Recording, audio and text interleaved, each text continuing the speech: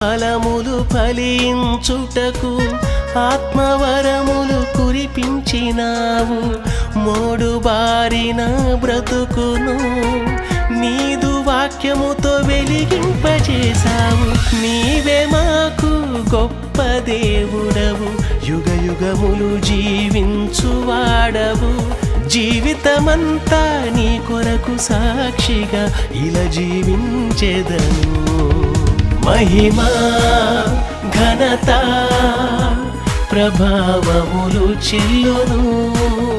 మహిమా ఘనత నీ నామముకే చెల్లును.